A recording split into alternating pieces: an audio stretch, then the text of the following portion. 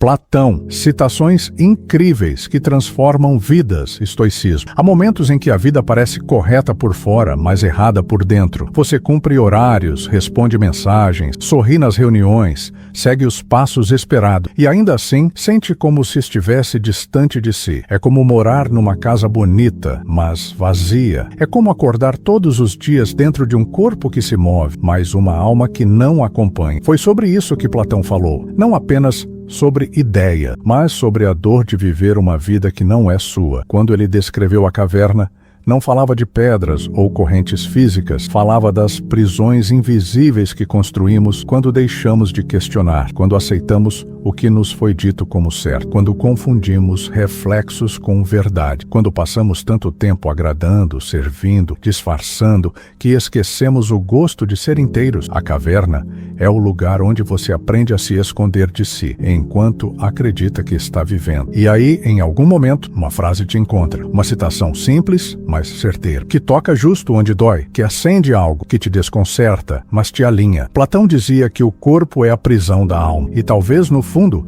o que ele queria dizer é que há escolhas, posturas, padrões que tornam nossa própria presença um lugar de cativeiro. Sêneca, com a precisão de quem conhece a alma humana, escreveu: nada é mais cruel do que viver uma vida longa e superficial. E é disso que falamos aqui, de um vazio que se disfarça de estabilidade, de uma existência que se cumpre, mas não se sente, de um cansaço que não vem do fazer, mas do não ser. Marco Aurélio, com sua sobriedade serena, completaria: a alma se torna aquilo com o que se alimenta. E se você tem se alimentado apenas de obrigações, exigências, distrações, não é de espantar que se sinta esgotado, conectado, ausente de si. Este texto é um convite, não para fugir, mas para ver, para enxergar o que você vem evitando. Porque às vezes uma citação é mais do que palavra, é uma lâmpada acesa no fundo do túnel, não para te tirar da dor, mas para te mostrar o que ela quer revelar. A saída da caverna começa com um olhar honesto, começa agora, dentro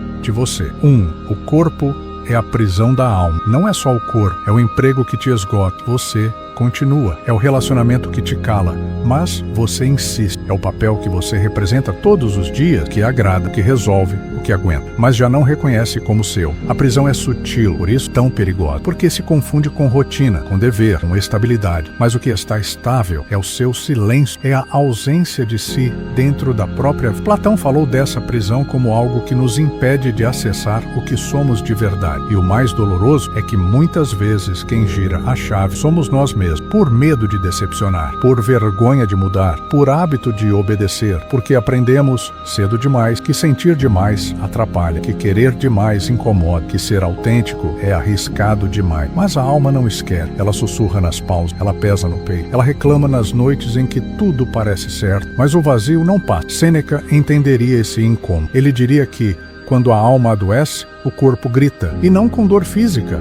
mas com falta de vontade, com falta de brilho, com aquele cansaço que não passa com descanso, porque não vem do cansaço físico, mas da desconexão interior. Epicteto perguntaria: o que em você está pedindo libertação, mas você insiste em chamar de compromisso? O que você sustenta como dever, mas que no fundo é prisão? O que você repete todos os dias, mas que se tivesse liberdade para escolher de novo, não escolheria mais? Essa citação de Platão é um espelho que não acusa, mas revela o que já não te serve, o que você suporta por lealdade, mas que só te diminui. E talvez o primeiro passo não seja romper, mas ver com sinceridade, com presença, com coragem, porque a liberdade verdadeira começa dentro. E antes de sair de qualquer lugar, é preciso sair de dentro do personagem que você aprendeu e lembrar da alma que ainda vive aí, silenciosa, mas intacta, esperando ser escutada. 2. A maior punição para quem não se envolve com política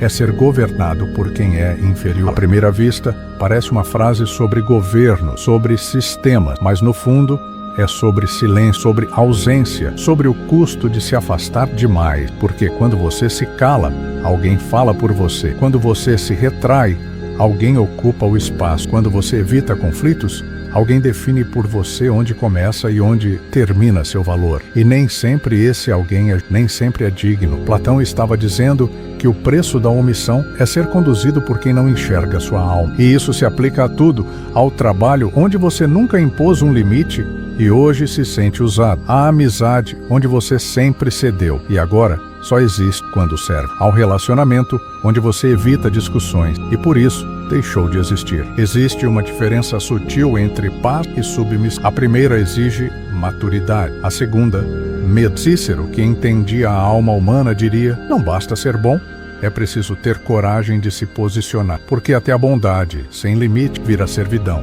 Até o amor sem clareza vira anulamento. A armadilha da apatia emocional é essa. Você se convence de que está evitando dor, mas está acumulando feridas silenciosas. Você acha que está mantendo a harmonia, mas está sacrificando a própria voz. Você acha que está sendo maduro, mas no fundo está sendo conduzido por quem não respeita seu espaço. E o mais triste é que, quanto mais você se omite, mais perde a referência de quem é. Você começa a achar normal ser ignorado. Começa a chamar de paz o que é opressão disfarçada. Começa a duvidar de si, porque ninguém mais te confirma. Mas a verdade é que dignidade não precisa ser gritada, só precisa ser lembrada. Lembrada no gesto de não aceitar migalhas, no silêncio firme de quem recusa manipulação, na postura de quem, mesmo cansado, não se curva. Platão não escreveu essa frase para te ensinar a discutir política. Ele escreveu para te lembrar que, se você não liderar a própria vida, alguém vai liderar por você. E esse alguém pode não saber nem se importar com a alma que você carrega. 3.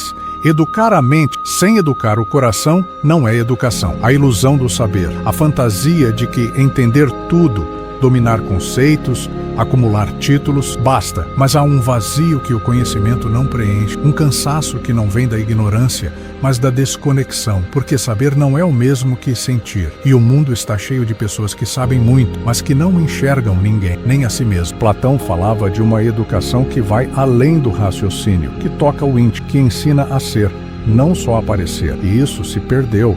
Nos ensinam a vencer debates, mas não a ouvir com empatia, a planejar metas, mas não a lidar com o luto, a resolver problemas, mas não a sustentar silêncio, a falar bonito e sentir raso. A consequência? Relacionamentos com teorias, mas sem presente, decisões racionais, mas frias, vidas organizadas por fora, mas com almas que se encolhem por dentro. Porque educar o coração exige vulnerabilidade, exige pausa, exige humildade para admitir que o que você sente também importa, que sua raiva diz algo, que sua tristeza carrega verdades, que sua alegria merece espaço. Sêneca sabia disso. Ele dizia: sábio não é quem lê muito, mas quem sente profundamente o que aprende, porque é o sentir que transforma, é o sentir que aproxima, é o sentir que cura. E isso não se aprende em manuais, se aprende vivendo, errando, se permitindo. Há uma pergunta que você pode carregar como bússola: isso muda minha forma de tratar quem eu amo? Porque se o que você aprende não te torna mais presente, não te ajuda a escutar, não amplia sua compaixão, talvez ainda seja só um acúmulo de dados, e não uma sabedoria real. Educar o coração é escolher ser inteiro, mesmo quando o mundo valoriza mais o desempenho do que a sensibilidade. É sustentar a humanidade num tempo que adora máscaras. É lembrar todos os dias que entender não é tudo se você não sentir junto. Porque só quem sente, toca. E só quem toca, transforma. 4. A medida de um homem é o que ele faz com o poder. Não é o poder que revela quem somos. É o que escolhemos fazer quando temos a vantagem. Quando sabemos que temos força e mesmo assim escolhemos a dignidade. Quando temos razão. E mesmo assim, escolhemos a escuta, quando podemos vencer, mas escolhemos não ferir. Platão nos convida a olhar para os bastidores da nossa força, porque ter poder não significa ter controle sobre o outro, significa ter domínio sobre si, e é aí que muitos se perdem. Quando finalmente sentem que estão no controle, se vingam. Usam o silêncio como punição, a indiferença como arma, a superioridade como escudo. Mas isso não é força, isso é reação, é defesa disfarçada de autoridade, é dor antiga mascarada de sabedoria. A verdadeira medida está em como usamos o poder que temos. Mesmo o mais simples, o poder de calar, de decidir, de influenciar, de cuidar. Marco Aurélio, em sua introspecção estoica, entenderia isso com perfeição. Ele, que teve todo o império em mãos, escreveu: a alma se torna aquilo com o que se alimenta. Se você alimenta seu poder com ressentimento, ele vira veneno. Se alimenta com lucidez, ele se torna guia. Se alimenta com compaixão, ele vira cura. A armadilha é usar o poder para reafirmar a dor, para mostrar que agora você é quem manda, que agora você pode fazer o outro sentir o que você sentiu. Mas o estoico verdadeiro não revida com o mesmo veneno. Ele transforma, ele não desce ao nível de quem o feriu, ele sobe ao nível da própria integridade. E talvez seja esse o desafio mais grande, não deixar que a dor nos transforme em quem nos feriu. Usar o poder não para repetir padrões, para rompê-lo, para mostrar que há outro caminho, mais firme, mais justo, mais humano. O que você faz com o que pode controlar é o que realmente te define, porque o poder que liberta é o que você exerce sobre si, sobre sua reação, sua escolha, sua presença. E esse ninguém pode tirar. 5. Não há ninguém tão odiado quanto aquele que diz a verdade. Dizer a verdade dói. Não apenas para quem ouve, mas muitas vezes para quem tem a coragem de falar. Porque falar a verdade é se expor, é correr o risco de ser mal interpretado, de ser afastado, de ser rotulado como insensível, quando, na verdade, você só não consegue mais mentir para si mesmo. Platão não falava de uma verdade arrogante, ele falava da verdade que sustenta a alma, aquela que brota depois de muito silêncio, depois de muita negação, aquela que, quando dita, muda o ar de um ambiente, estremece vínculos frágeis, rompe acordos invisíveis de conveniência, mas também liberta. O problema é que, num mundo que valoriza mais a aparência do que a essência, a verdade assusta, porque a verdade desmascara, a verdade ilumina. A verdade obriga o outro a se olhar, e nem todo mundo quer enxergar, nem todo mundo está pronto para admitir o que está por trás do sorriso, do hábito, do controle. Epicteto, com sua firmeza tranquila, dizia: prefira a verdade que fere a ilusão que adormece, porque a ilusão pode até confortar por um tempo, custa caro, custa identidade, custa tempo. E nada é mais angustiante do que viver uma vida onde você precisa esconder o que sente, para manter o que tem. Existe uma pergunta que pode doer, mas precisa ser feita. O que você está evitando dizer por medo de perder, e o que já perdeu por nunca ter dito? Porque às vezes o silêncio preserva vínculos que já morreram, e a palavra honesta, por mais dolorosa, é o início de um novo tipo de presença, mais limpa, mais real. Falar a verdade é solitário, mas também é libertador, porque mesmo que doa, mesmo que incomode, mesmo que te afaste, a verdade alinha. A verdade purifica, a verdade te devolve a si mesmo. E no fim, é isso que conta.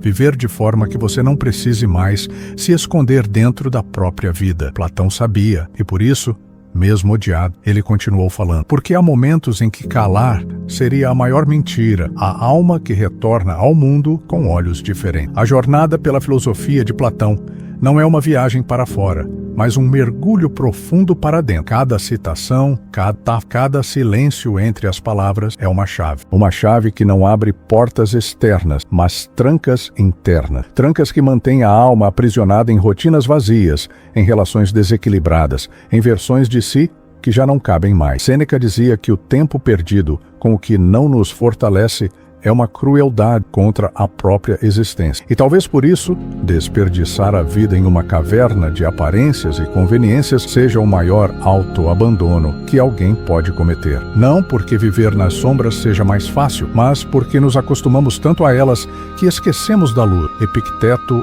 acrescentaria: você não pode controlar os ventos, mas pode ajustar as velas, porque o despertar que realmente transforma não vem de mudar os outros, o mundo ou as circunstâncias, vem de mudar o modo como você caminha, o que você decide carregar e, principalmente, o que você escolhe soltar. Cícero, com sua sensatez ética, nos lembraria de que nenhum caminho será favorável se você não souber para onde está indo, e essa direção não é uma meta profissional, um status social, um número na conta bancária. É a sensação de coerência, de paz, de saber que Mesmo com medo, você está sendo honesto com aquilo que sabe, com aquilo que não quer mais fingir. A caverna que Platão nos mostra não é o problema. O problema é acreditar que ela é o lar, que a escuridão é normal, que as sombras são tudo o que existe, mas basta um feixe de verdade, uma fresta de coragem, uma centelha de lucidez. E algo em nós começa a se mover, a querer mais, a não aceitar menos. Talvez a transformação comece assim, como uma vela que se acende no canto de um túnel. Pequena, quase invisível, mas firme, silenciosa e capaz de iluminar não apenas o caminho, mas a própria alma que, enfim, retorna ao mundo com olhos diferentes, mais despertos, mais íntegros, mais vivos.